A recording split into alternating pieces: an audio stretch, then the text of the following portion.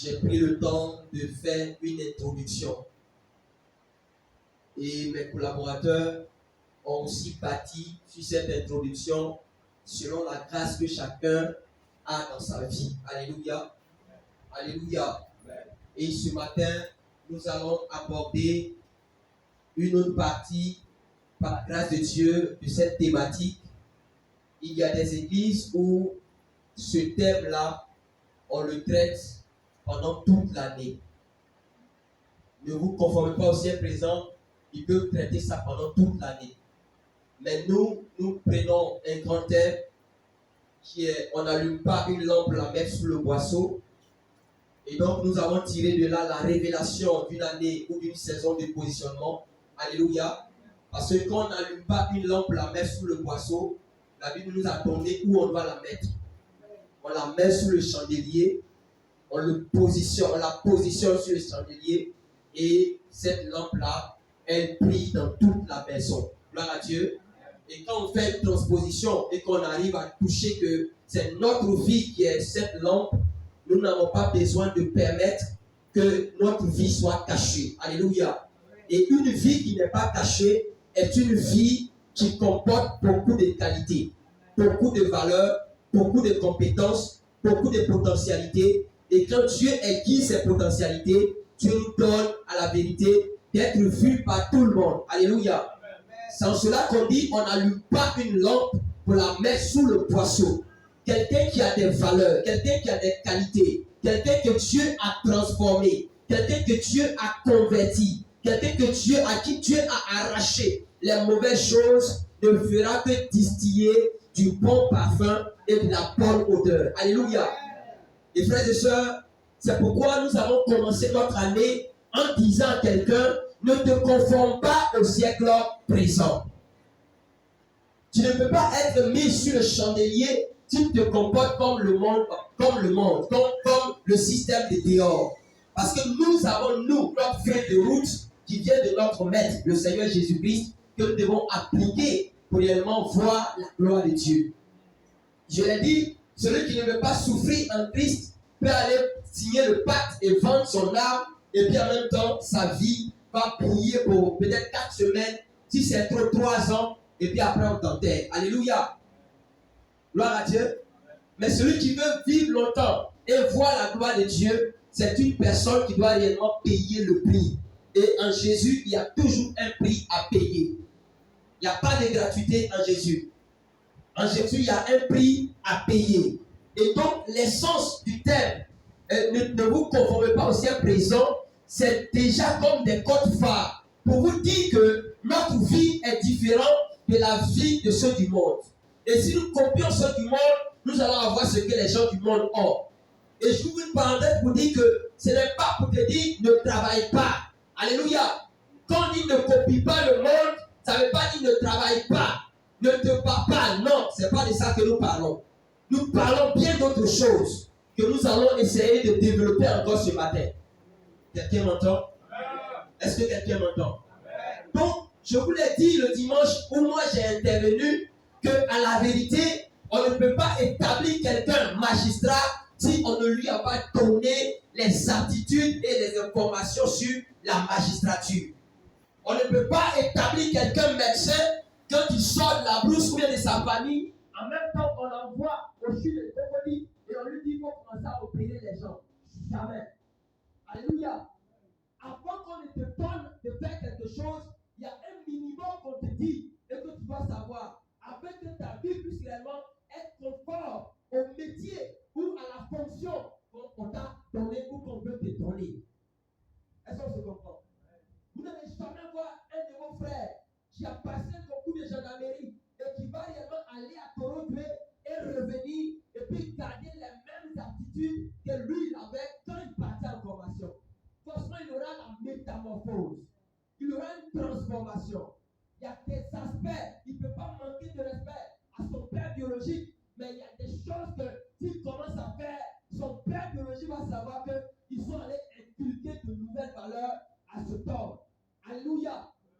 Alléluia. Donc, pour que tu parviennes à un positionnement où Dieu même va se lever sur son trône et être heureux et fier de toi, tu as besoin dès cet instant de rentrer dans une dynamique de transformation. Alléluia. Je vais beaucoup prier. Il y a des gens qui ne vont pas se laisser transformer. Alléluia. Mais il y en a qui vont se laisser transformer. Ça, c'est le propre de l'homme. Je vais beaucoup prier. Quand je vais finir, tu vas aller faire ce que tu veux. Mais je peux aussi parler et puis quelqu'un va entendre ma voix et va réellement se disposer et va rentrer dans les conseils que nous sommes en train de donner et va voir sa vie changer au nom de Jésus. Gloire au Seigneur. Gloire au Seigneur. Frères et sœurs, je peux fermer les yeux et te parler de ce thème-là pendant des heures. Parce que, à la vérité, moi, mon seul combat, peut-être sur la terre, c'est qu'on ait des hommes de valeur et des femmes de valeur. Alléluia. Et c'est ça qui est le plus important. C'est pourquoi quand on va commencer à parler à Jésus, ou que Jésus va parler, il va dire on les reconnaîtra par leurs fruits. Parce que c'est ce qui est en eux qui fait qu'ils sont ce qu'ils sont.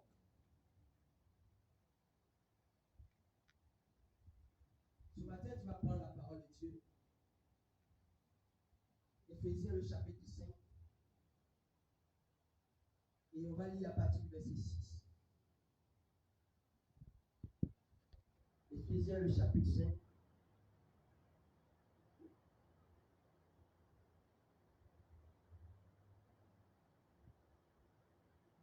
On va lire à partir du verset 6. Jusqu'au verset 16. Amen, amen. Non, laisse-tu. Tout le monde a trouvé. La Bible dit ceci: ne vous laissez pas égarer sur ce point par les arguments spécieux, si plausibles soient-ils, de ceux qui veulent s'excuser de ses péchés. Car ce sont précisément ces désordres qui attirent la colère de Dieu sur ceux qui refusent de lui obéir. Je suis dans la version parole vivante et après je vais lire votre version, ne vous en faites pas. Ne vous associez pas à eux, évitez leur compagnie. S'il fut un temps où vous aussi, vous apparteniez entièrement aux ténèbres, à présent, par votre union avec le Seigneur, vous êtes devenus des êtres de lumière. Dis avec moi, nous sommes devenus des êtres de lumière. Parce que nous sommes unis au Seigneur. Amen, amen. Comportez-vous donc comme tel, répandant la clarté autour de vous. Les fruits de la lumière fait mûrir dans l'opposé des péchés énumérés. C'est tout ce qui est bon, juste et vrai, l'aimabilité, la droiture de cœur, une scrupuleuse honnêteté et l'amour de la vérité. Bref, tout ce qui porte la marque de la lumière. Je reprends ce passage. Comportez-vous donc comme tel, répandant la clarté autour de vous. Les fruits que la lumière fait mûrir sont l'opposé des péchés énumérés. C'est tout ce qui est bon, juste et vrai. 1. L'aimabilité, la droiture de cœur, une scrupuleuse honnêteté et l'amour de la vérité. Bref, tout ce qui porte la marque de la lumière. Verset 10. Puisque vous êtes des enfants de lumière, apprenez à discerner ce qui fait plaisir au Seigneur. Examinez et vérifiez votre vie sous cet angle. Verset 11. Ne vous compromettez pas en participant aux entreprises infructueuses que favorisent les ténèbres. Prenez plutôt parti contre elles. Dénoncez leur caractère futile et mauvais. Verset 12. Vous voyez bien ce que je vais dire, car tout ce qui se trame dans le secret est si honteux qu'on n'ose même pas en parler. Verset 13. Mais quand on met ces choses à nu, leur véritable nature paraît à la lumière. Et ce qui se laisse éclairer par la lumière est capable de devenir à son tour lumineux. N'est-ce pas votre cas? Verset 14. Comme il est dit dans un cantique, ô toi dormeur, réveille-toi. d'entre les morts. Relève-toi, sur toi luira le vrai soleil. Le Christ t'éclairera. Veillez donc avec un soin tout particulier à votre manière de vivre. Agissez avec la conscience de votre responsabilité. Ne vivez pas au jour le jour, sans penser à plus loin, comme ceux qui ne connaissent pas le vrai sens de la vie. Comportez-vous en gens avisés qui se rendent compte en quel temps critique nous vivons et savent tirer le meilleur parti de la période présente. Devenez maître de votre temps. Profitez de toutes les occasions favorables malgré les difficultés de l'heure. Oui, précisément parce que nous vivons en un temps où domine le mal. Alléluia. Alléluia. Frères et sœurs, c'est la parole, c'est la version parole vivante. Et nous lisons votre version et puis nous allons parler un peu juste de la part du Seigneur. La Bible dit que personne ne vous séduise par de vains discours, car c'est à cause de ces choses que la colère de Dieu vient sur les fils de la rébellion. N'ayez donc aucune part avec eux. Autrefois, vous étiez ténèbres et maintenant vous êtes lumière dans le Seigneur. Marchez comme des enfants de lumière. Est-ce que quelqu'un me comprend? La Bible est précise. Il y a eu notre autrefois. Dis amen. Il y a eu notre autrefois. Et il y a l'aspect, la saison que l'apôtre Paul appelle notre maintenant. Ton autrefois ne peut pas être égal à ton maintenant. Ton autrefois ne peut pas être, bien aimé, ton temps où tu dis que tu es circoncis. Ton autrefois ne peut pas être le temps dans lequel nous sommes où tu dis qu'il y a un être supérieur qui est rentré dans ton cœur. Alléluia. Parce que le Jésus que nous avons était Jésus. Quand nous l'acceptons, il y a une chose qui commence à se faire. Nous quittons les ténèbres et nous appartenons maintenant à la lumière. Nous quittons les ténèbres. Nous quittons les œuvres des ténèbres et nous sommes maintenant de la lumière.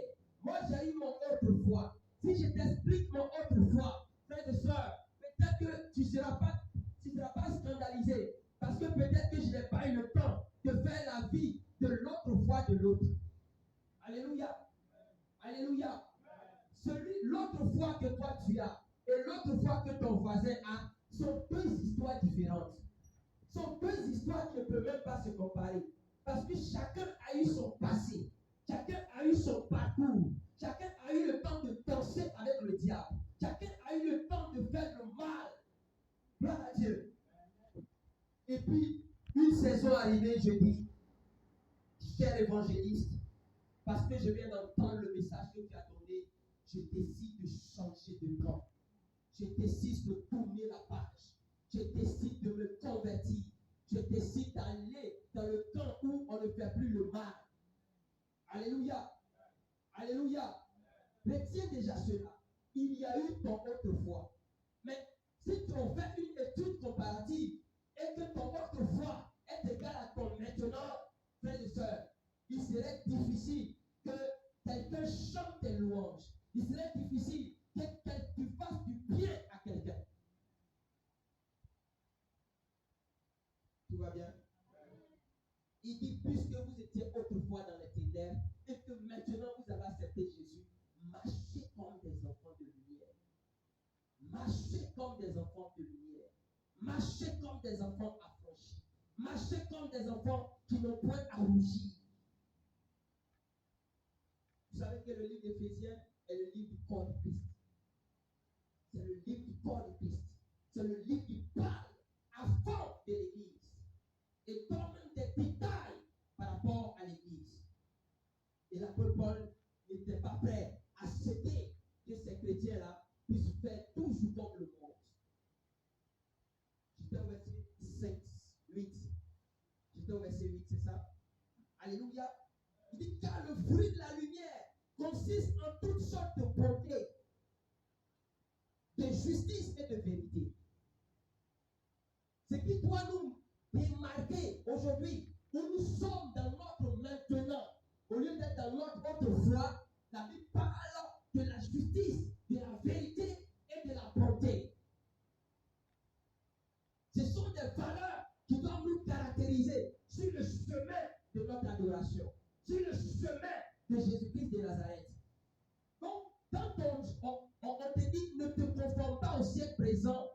Mais laisse-toi transformer, selon certaines versions, laisse-toi transformer par Dieu pour le renouvellement de ton intelligence. Pour l'enfant de Dieu qui a une intelligence renouvelée, l'enfant de Dieu en question n'aura aucune passion pour les choses du monde. Aucune passion. La Bible va même pour parler de la haine du péché. La haine du péché. Aujourd'hui, combien de personnes ont la haine du péché? Nous sommes le compagnon du péché. Nous sommes l'ami du péché. Nous sommes réellement en intimité avec le péché. En tant qu'enfant de lumière, la Bible dit, ne te conforme pas au siècle présent. Amen, amen. Amen, amen. Alléluia. Frères et sœurs, regardez ce que la Bible dit. La Bible dit, examinez ce qui est agréable. Examinez ce qui est agréable au Seigneur. Et ne prenez point part aux œuvres infructueuses des ténèbres, mais plutôt condamnez-les. Condamnez-les. Vous savez bien que le monde est devenu tellement mauvais. Les choses sont maintenant sans dessus-dessous. Et c'est à nous de pouvoir certainement faire la différence. Dis à ton voisin, c'est à toi de faire la différence. Si tu comprends la pensée de Dieu, c'est à toi de faire la différence. Ça ne sera pas facile. Parce que ce que tu es et que Dieu te demande de changer, ça ne sera jamais facile. Ça ne sera jamais facile. Mais c'est ce que Dieu veut. Quand on est rentré dans l'année, j'ai dit, les messages qu'on va entendre seront forts. Peut-être que certains ne vont pas supporter. Alléluia. Certains ne vont pas supporter. Et il se peut que tu comprennes ces choses. Parce que c'est ce qui est dur, mais qui est de Dieu qui va te transformer. Mais quand tu ne voudras pas que le changement vienne, tu vas voir que tu vas fermer ton cœur à beaucoup de choses. Tu vas fermer ton cœur. Amen, amen. Amen, amen. La Bible dit ne participez pas. En d'autres versions, on dit ne soyez pas participants de ces mauvaises choses. Ne soyez pas participants. Qu'on ne vous trouve pas là où on parle de tout ce qui est mauvais.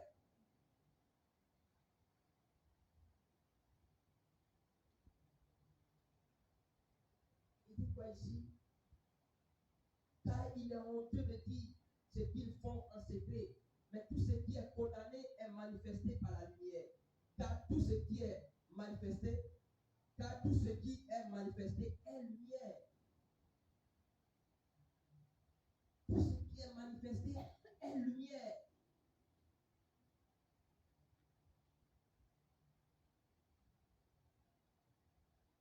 Nous avons des vies cachées. Alléluia. Mais laissons la lumière jaillir dans ces vies cachées. Quelqu'un m'a dit, si Dieu veut prendre ta vie en compte, voici ce qu'il va faire. Il va certainement regarder ta vie comme une maison. Et il regarde que la toiture qui est là ne t'arrange pas. Alléluia. Qu'est-ce qu'il va faire? Dieu va casser la toiture de ta vie. Et casser la toiture de ta vie ne va pas être quelque chose comme une chose qui ne va pas te faire mal. Amen, amen. Forcer, ça va te secouer.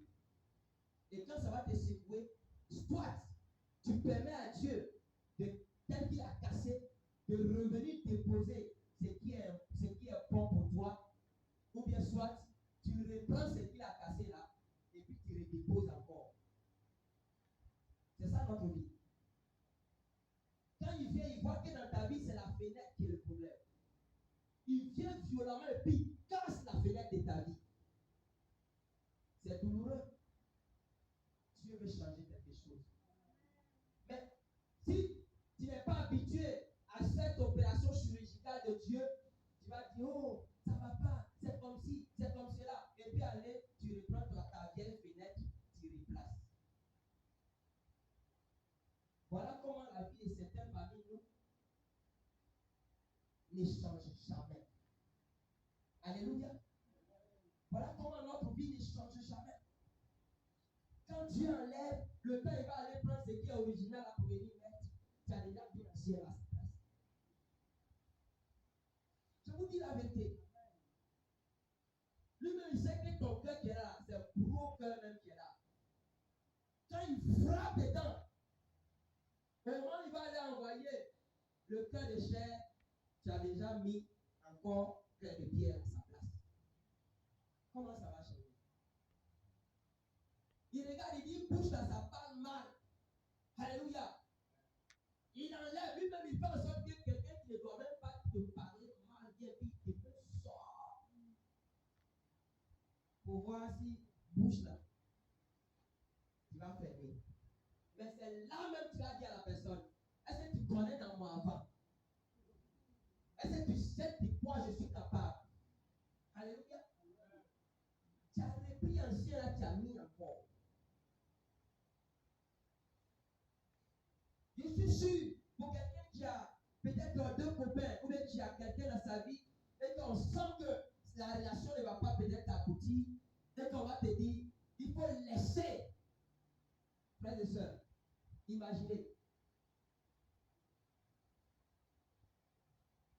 La réaction. Mais peut-être que Dieu veut que ce temps-là passe pour que en réalité, tu es la personne de ta saison. Alléluia. Mais tu dis non.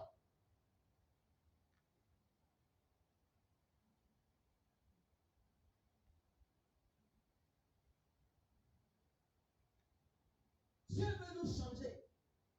Mais est-ce qu'on va se laisser changer? Toi-même, tu sais qu'il y a des habitudes. Quand tu commences là, tu connais son terminus. Mais tu dis non. C'est la même méthode là que je vais appliquer jusqu'à ce que Jésus revienne. Mais si ce n'est pas la bonne méthode, ce n'est pas souffrance. Est-ce que quelqu'un peut se laisser changer cette année? Bien aimé, moi je me suis fait un nouveau moral afin que le Seigneur passe dans ma vie ce qu'il a décidé de faire. Alléluia. Je me suis donné une nouvelle dynamique pour que Dieu fasse dans ma vie ce qu'il doit faire. Et toi? Tape sur l'épaule de ton voisin, dis, et toi? Bien aimé, ce n'est pas que j'ai envie de vous parler, de vous faire des discours, mais je vous dis ce que la parole de Dieu nous demande de faire pour aller de l'avant.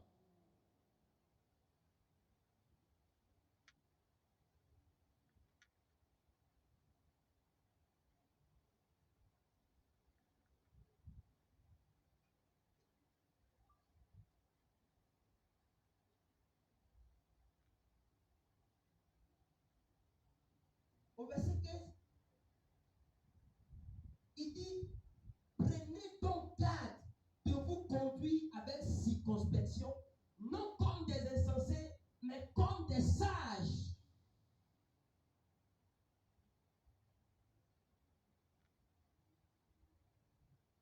De l'autre côté, Jésus, il dit à ses disciples, soyez prudents comme quoi là? Et quoi? Colombe et serpent.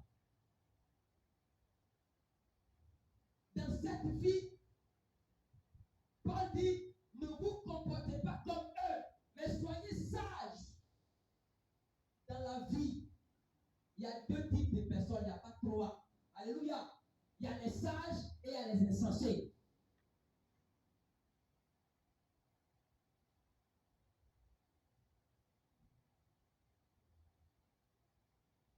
Dans la version parole vivante, il dit, veillez donc avec un soin tout particulier à votre manière de vivre.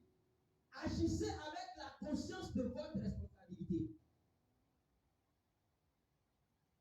Ne vivez pas au jour le jour sans penser à plus loin, comme ceux qui ne connaissent pas le vrai sens de la vie.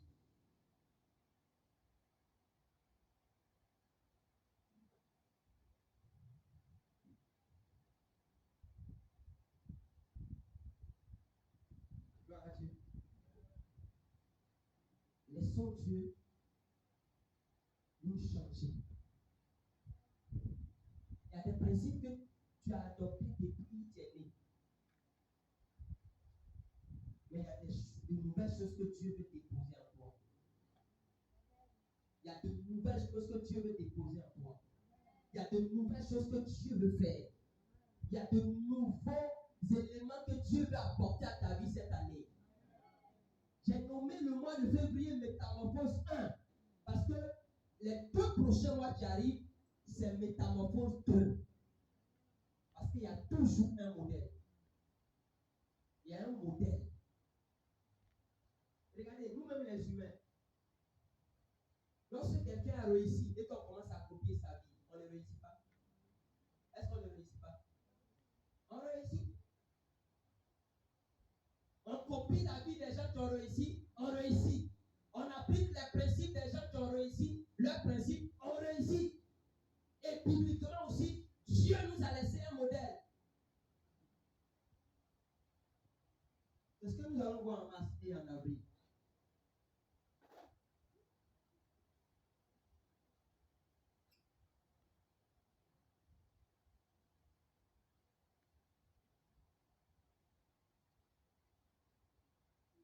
Quand je parlais de l'histoire de Daniel, quelqu'un a compris que on peut être dans un même pays avec les autres et puis on peut ne pas faire comme les autres.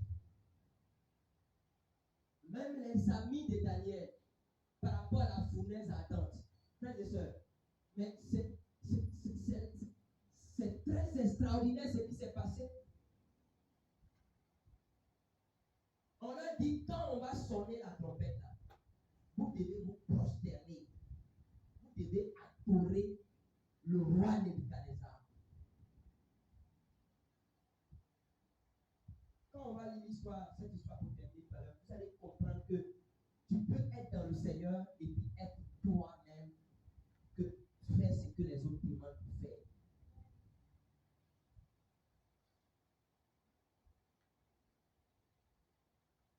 On est là, quand on arrive dans des endroits, on est enfant de Dieu. Quand on arrive dans d'autres endroits, en tout cas, on s'arrange. Il faut que ça, là, les gens ne sachent pas ça.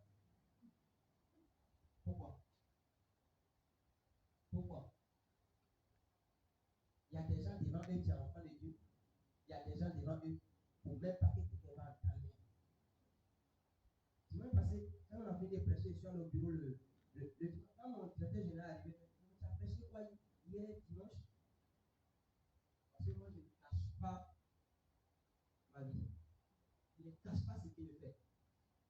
Sinon, tu as prêché quoi? Elle prêche 2 sermons. Et non, ce n'est pas moi qui ai prêché, c'est mon collaborateur. Mais moi, j'étais avec les enfants. Ah, tu étais avec les enfants? Je dis oui. Amen, amen. Toi, au travail, tu es le plus païen, ou bien la plus païenne. Et puis à l'église, tu es Jérusalem. Frère, ça c'est de l'hypocrisie spirituelle. Aïe, comment tu vas venir en témoigner que Dieu t'a élevé si toi-même là-bas, on ne sait même pas que tu es.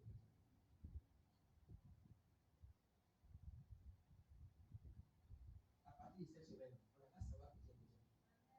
Nous, les lundis matin, tout le monde vient au bureau, on est en train de prier d'abord. Les lundis matin, tu ouvres notre service, on est en train de prier. On va prier pour la semaine. Si tu viens là, tu attends. Amen, amen. Comme un petit magasin, tu es là, tu ne peux même pas payer quand tu habites là-bas. Frère, allons un peu plus. Allons un peu plus. Allons-y un peu plus. Affichez votre chrétienté. Pas afficher. Pas afficher. C'est bon, c'est pas bon, pas afficher. La Bible l'a dit tout à l'heure. La lumière, c'est qui est lumière? Lumière.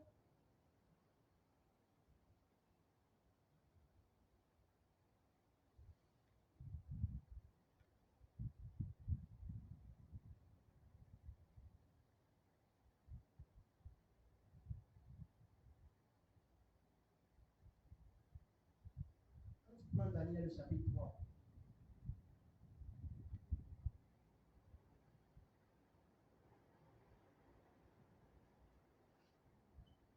Daniel le chapitre 3.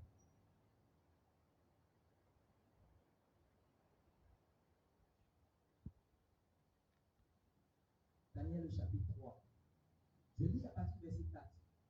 Bien-aimés frères et sœurs, c'est une histoire vraie. Souvent, quand tu lis, tu as l'impression que c'est science-fiction. Tu as l'impression que ça là, est-ce que c'est pas beau? Tu es en train de raconter quelque chose? Non. C'est une histoire vraie.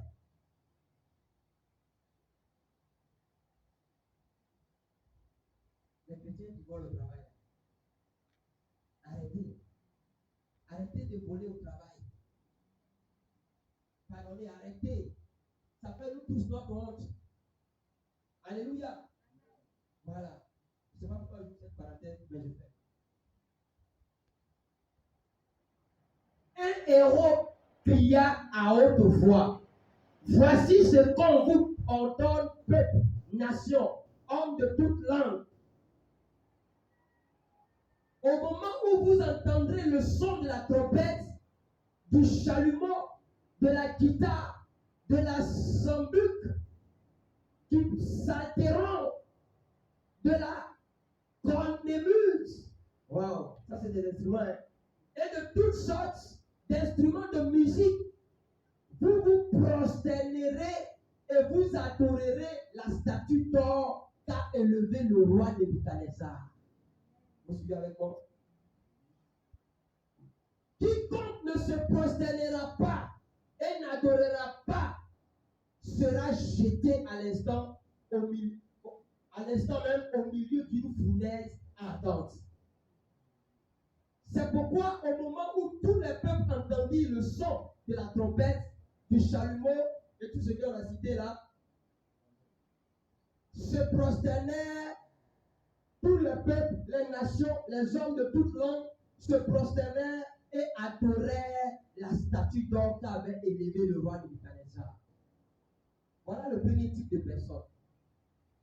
Dès qu'ils ont donné un décret qu'on doit adorer le Dieu de Nebuchadnezzar, la Bible dit lorsqu'ils ont lancé la trompette, ils ont joué tous les accords. Parce que ça, c'est ce qui vient de citer là. Quand on mélange tout ça, ça fait un son bizarre qui tue. Alléluia. Parce que oui, c'est pour adorer le diable. Donc quand on mélange tout ça, les accords sur la batterie et tout ce qu'ils ont cité, ça te donne un son amer, un son trouble, un son vraiment, normalement c'est insupportable. Pour les gens spirituels, c'est insupportable. Dis amen. Regardez nos instruments.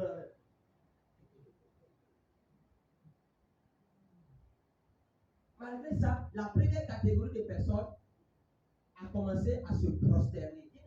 Quand tu te prosternes là, ça veut dire que tu te donnes tout entier, tu es soumis, tu es vraiment à la merci de ce Dieu vilain, ce vilain Dieu, de ce Dieu qui ne peut rien. Et une majorité avait fait ce qui a été demandé.